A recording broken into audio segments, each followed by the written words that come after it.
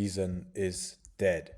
Listen to me in the next 8 minutes and I'm gonna explain to you why altcoin season is dead and why we won't see another major altcoin season as we saw in 2021. There have been 11.6 million altcoins dead, gone, exposed as worthless. And while these coins were bleeding out, influencers were posting the same video over and over again. Alt season is coming. Rotation is about to happen. This is the dip before the pump. Okay? But here's what nobody will tell you, because it would destroy their business model. Altcoin season, the way you've been sold it, the way you've been waiting for it, doesn't exist anymore. And I can prove it with 5 pieces of data that the people selling you $49 courses will never show you. I have 5 pieces of data which are gonna prove that altcoin season as it existed before does not exist anymore. Okay? First of all, look at this, guys. Let me show you something that should make your stomach drop. In 2021, about 2,500 crypto projects died. By 2024, that number hit about 1.4 million. And last year in 2025 alone, 11.6 million tokens collapsed. That's 86% of all project failures in the last 5 years, concentrated into one single year. Okay? More than half of every cryptocurrency that has ever existed is now dead, like 99%. And here's the part that kills the alt season narrative. The market did not shrink. The market exploded, okay? Because here you can see the crypto total market cap with Bitcoin excluded. And as you can see, the market cap literally exploded last year, all the way from around 1 billion in April to 1.7 billion in September, okay? And here you can see the Bitcoin dominance. Here's the second thing.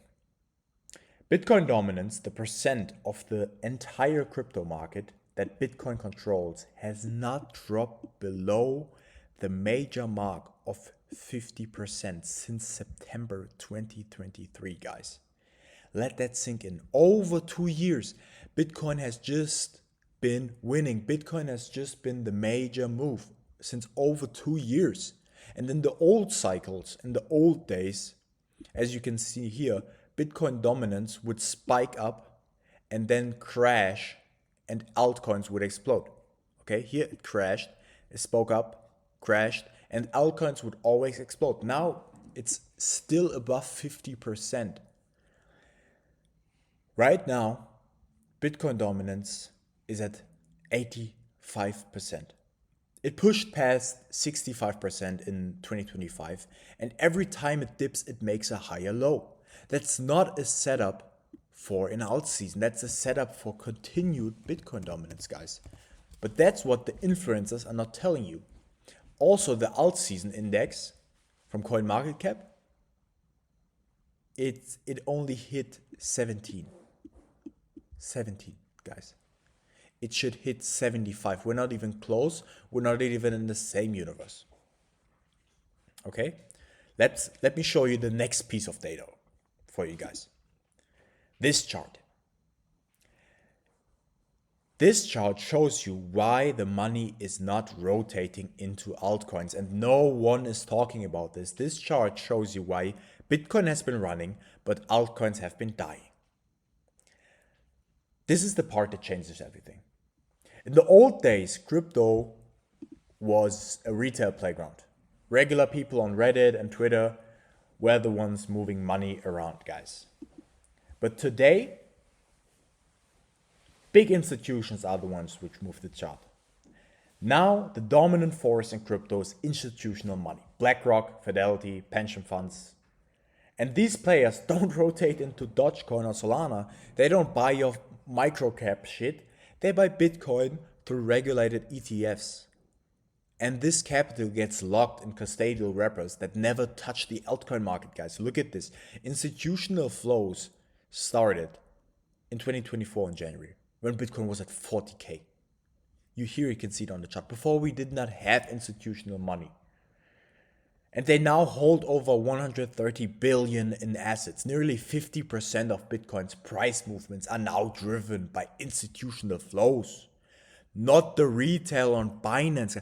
It's not the retail on Binance which is moving the charts. It's the fucking institutions, boys. When will you understand? But that's not even it. That's not even the biggest thing. Look at this. The TOTAL2 market cap.